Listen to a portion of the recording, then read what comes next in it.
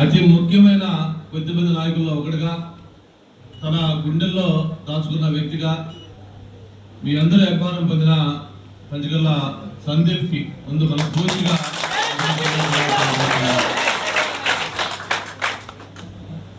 సందీప్ చాలా విషయాలు డీటెయిల్డ్గా చెప్పాడు. తన మనసులో ఉన్న ఆలోచనలన్నీ కూడా చక్కగా షేర్ చేశాడు. తను ఏం కోరుకుంటున్నాడో చెప్పాడు.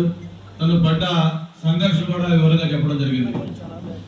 అయితే మాకు తన పాలిటిక్స్ రాకముందు నేను మొట్టమొదటిసారిగా 2012లో ఉమ్మడి రాష్ట్రానికి మంత్రిగా అయినప్పుడు ఇక్కడ రామానాయుడు స్టూడియోలో సంకల్ప సేవా సమితిలో ఒక ఆర్గనైజేషన్ సన్మానం పెట్టి మంచి భారీ బైక్ ర్యాలీ పెడితే ఆ భారీ బైక్ ర్యాలీకి లీడ్ చేసింది సందీప్.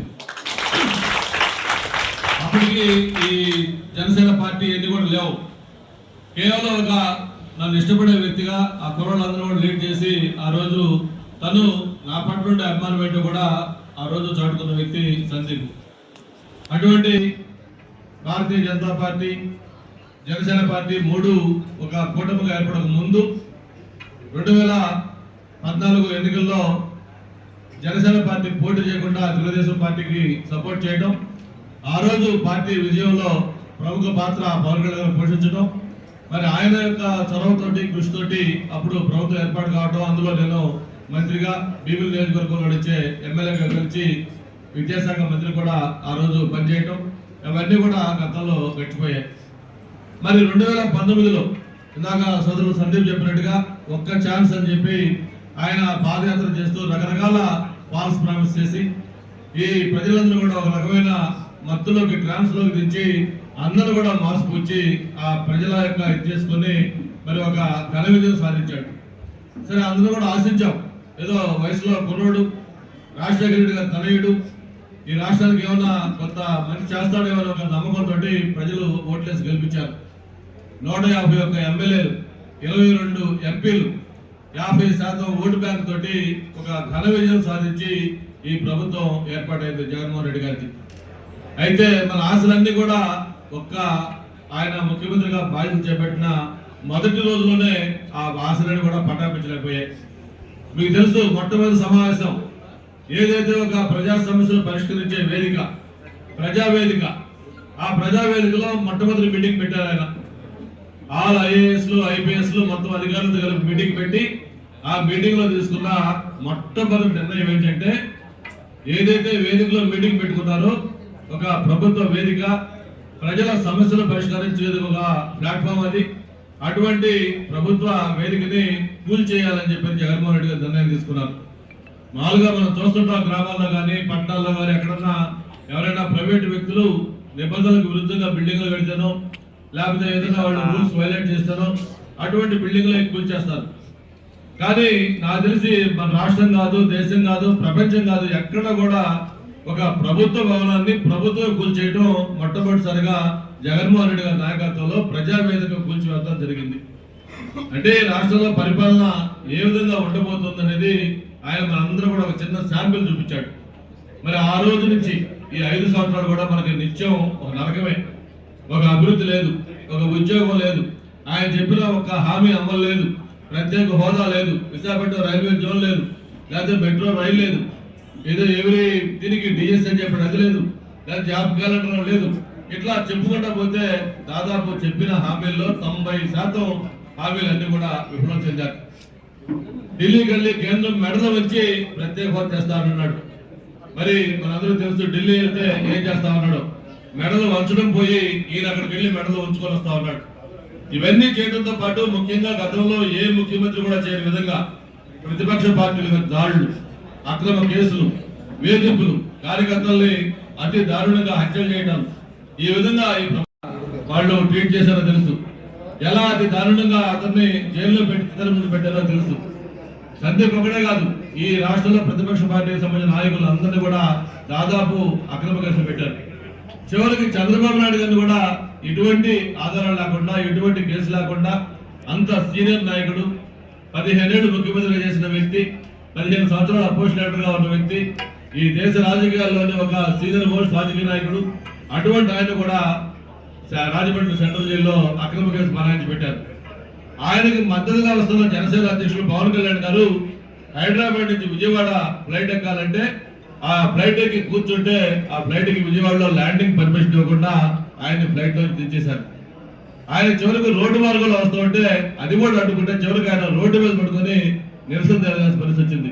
అంటే నాకు తెలిసి గతంలో చాలా మంది ముఖ్యమంత్రులు చేశారు. వాళ్ళ నాలుగు ముఖ్యమంత్రిగా చేశాడు. కిరణ్ కుమార్ రెడ్డి చేశారు, విజయభాస్కర్ రెడ్డి చేశారు, ఎంతో మరిచంద్ర రెడ్డి చేశారు, ఎంతో మంది ముందు ముఖ్యమంత్రులు చేశారు. వాళ్ళందరూ కూడా ఏదైనా రాజకీయం చేసేవాడు తప్ప ఇట్లా వ్యక్తిగతంగా దాడులకు కానీ లేకపోతే ఈ విధంగా ప్రతిపక్ష పార్టీలు వేధించడం కానీ వాళ్ళు ఈ విధంగా అక్రమ కేసులు పెట్టడం కానీ గతంలో ఎప్పుడు చేయాల. మొట్టమొదటిసారిగా జగన్మోహన్ రెడ్డి గారి నాయకత్వంలోనే ఇటువంటి కార్యక్రమాలు కూడా జరుగుతూ వచ్చాయి. ఇక్కడే కరెక్ట్ గా పవన్ కళ్యాణ్ గారిలో ఒక సంఘర్షణ మొదలైంది. ఆయన మామూలు అందరిలాగా ఒక రాజకీయ నాయకుడు కాదు, ఒక ఎమోషన్ తోటి ఈ రాష్ట్రంలో ఏదో ప్రజలకు చేయాలి, యువతకు ఏదో మనం మేలు చేయాలి, సంథింగ్ నా బాధ్యత ఉంది, నా ఇది నేను చేయాలనే ఉద్దేశంతో రాజకీయాల్లోకి వచ్చిన వ్యక్తి. ఈ రోజు కూడా చూసాం, మొన్నే మనం 10 కోట్ల రూపాయల పార్టీ నిర్మాణం కోసం, పార్టీ ఖర్చు కోసం అని చెప్పి ఆయన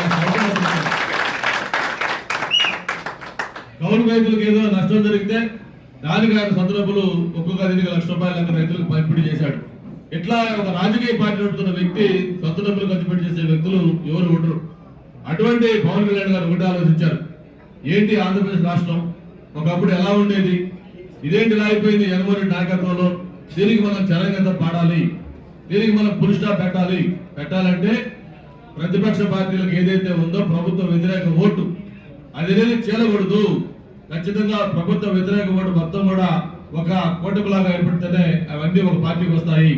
లేదంటే ప్రభుత్వ వ్యతిరేక ఓటు 2-3 పార్టీలకు చీలిపోతే మళ్ళీ దుర్మార్గ ప్రభుత్వం వచ్చేస్తుంది, మళ్ళీ రాష్ట్రానికి కీడు జరుగుతుంది. కాబట్టి నా వంతు బాధ్యతగా ఆ ఓటు చేరకుండా చేయాల్సిన బాధ్యత తీసుకుంటారని చెప్పని ఆయన ముందుకు రావడం. అయితే అనుకోకుండా ఏదైతే రాజమండ్రి జైల్లో చంద్రబాబు గారిని పరామర్శిస్తూ వస్తూ ఇప్పుడు కూడా మనందరికీ కళ్ళ ముందు ఆ దృశ్యం కనిపిస్తా ఉంది. ఆ జైల్లో నుంచి బయటకు వస్తా ఉన్నారు పవన్ కళ్యాణ్ గారు. ఒక పక్క లోకేష్ బాబు, ఇంకో పక్క బాలకృష్ణ, మధ్యలో పవన్ కళ్యాణ్ నడుస్తూ వస్తుంటే అందరూ కూడా ఈ రాష్ట్ర ప్రజలందరూ కూడా ఆశగా పవన్ వైపు చూశారు. ఏంటి రాష్ట్రానికి ఈయన ఏమి పరిష్కారం చేయబోతా ఉన్నాడు, జగన్మోహన్ రెడ్డి గారికి ఎలా ఒక చరంగతం పడే మార్గం అప్పలా ఉన్న వ్యక్తి. అందుకే ఆయన వస్తూ ఆ 5 నిమిషాలు ఆ జైల్లో బాబు గారిని పరామర్శించి బయటికి మీడియా పాయింట్కి వచ్చేలోపే ఆయన ఒక నిర్ణయం తీసుకున్నాడు. ఆ నిర్ణయాన్ని మీడియా ముందు ఒక పక్క బాలకృష్ణ గారిని, ఒక పక్క లోకేష్ బాబు పెట్టుకొని వాళ్ళ సమక్షంలో ఆయన ఒక రియల్ హీరో లాగా ఆయన నిర్ణయం అనౌన్స్ చేశాడు. తెలుగుదేశం పార్టీతో పొత్తు ఖరారు అన్నాడంతే. అంటే అందరూ కూడా షాక్ గురయ్యారు, దేశం మొత్తం రాష్ట్రం కూడా. ఏంటి పవన్ కళ్యాణ్ గారు ఎంత అకస్మాత్తుగా పొత్తు చెప్పాడంటే ఆయన చెప్పిన మాట ఒకటే, ఆయన ఒక కష్టకాలంలో ఉన్నారు, పార్టీ కొంచెం ఇబ్బందుల్లో ఉంది, ఒక నిజమైన స్నేహితుడిగా ఒక పొత్తు ధర్మాన్ని పాటిస్తున్నాను, ఒక స్నేహితుడిగా నా కర్తవ్యం ఇది, అందుకే నేను అనౌన్స్ చేశానని చెప్పని ఆ రోజు ఓపెన్ గా తెలుగుదేశం పార్టీ జనసేన పొత్తు ఖరారు చేశాడు.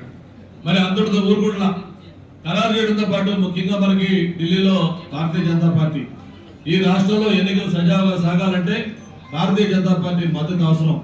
ఎందుకంటే చూస్తా ఉన్నాం వాళ్ళు ఎలాంటి నేరాలు ఘోరాలు, ఎలాంటి అక్రమాలు అన్యాయాలు, ఎలాంటి ఏం చేస్తామో మనం చూస్తా ఉన్నాం. ఇవన్నీ అడ్డుకొని ఒక ఫెయిర్ పోల్ జరగాలి, ఒక డెమోక్రటిక్ గా ఎన్నికలు జరగాలంటే ఢిల్లీ సపోర్ట్ మనకు అవసరం. అంతేకాదు జనసేన భారతీయ జనతా పార్టీ ఒక అండర్స్టాండింగ్ లో ఉన్నాయి. అంతేకాకుండా మోడీ గారు ప్రత్యేకంగా పవన్ కళ్యాణ్ పట్ల ఒక అభిమానం. ఆయన ప్రైమ్ మినిస్టర్ అయినా సరే, ఈయన దగ్గర ఒక ఎంపీ లేకపోయినా సరే, ఏదైనా కార్యక్రమం ఉన్నా లేకపోతే ఇంకొక ప్రమాణ స్వీకారం ఉన్నా ఇంకోటి ఉన్నా పవన్ కళ్యాణ్ గారిని ప్రత్యేకంగా పిలిపించుకొని ఆయన గౌరవించే సాంప్రదాయం మోడీ గారి దగ్గర ఉంది. అటువంటి చదువు మోడీ గారు కానీ అమిత్ షా గారు కానీ భారతీయ పార్టీ అగ్రనాయకత్వంతో కూడా కళ్యాణ్ గారికి ఇస్తా ఉంది. మరి ఆయనకున్న పరిచయాలు, ఆయనకున్న కాంట్రాక్ట్స్ అని కూడా ఉపయోగించి వాళ్ళతో కూడా మాట్లాడి వాళ్ళు కూడా కన్విన్స్ చేసి మొత్తం తెలుగుదేశం పార్టీ జనసేన భారతీయ జనతా పార్టీ కూటమి అంతా కూడా మనం ఏర్పాటు చేయడం. మరి ఇక్కడ ఇందాక సందీప్ చెప్పినట్టుగా ఇక్కడ పవన్ కళ్యాణ్ అత్తారెడ్డి ధరలో డైలాగ్ ఉంది, ఎక్కడ నెగ్గాలా కాదు ఎక్కడ తగ్గాలో కూడా తెలియాలని. పవన్ కళ్యాణ్ గారి ఆచరణలో చూపించారు. మామూలుగా ఆయన గట్టిగా బెట్టు చేసి లేదా ఒక 50 సీట్లు కావాలని మండికేసి కూర్చుంటే ఏ పార్టీని ఇవ్వాల్సి వస్తుంది. కానీ ఆయన బెట్టు చేయాల, కాదు, మనకి వాస్తవంగా ఉండాలి. ముఖ్యంగా జగన్మోహన్ రెడ్డి గారి ప్రభుత్వానికి చరణగతం పడాలి.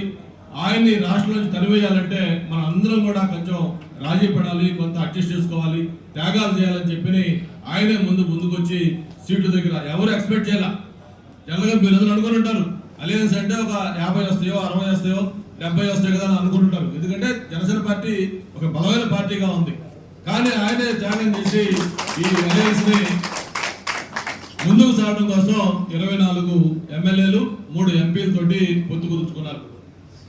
అయితే అనుకోకుండా మళ్ళీ భారతీయ జనతా పార్టీ ఫైనలైజ్ చేసినాక భారతీయ జనతా పార్టీ కూడా ఒక 6 ఎంపీలు ఒక 11 ఎమ్మెల్యేలు లేవాల్సి వస్తే దాంట్లో కూడా మళ్ళీ ఒక 3 ఎమ్మెల్యేలు జనసేన త్యాగం చేయాల్సి వచ్చింది, ఒక ఎంపీ త్యాగం చేయాల్సి వచ్చింది.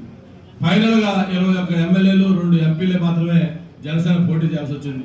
మిగతా ఈ భారతీయ జనతా పార్టీ కొన్ని ఎంపీలు చేశారు, ఎమ్మెల్యేలు చేశారు.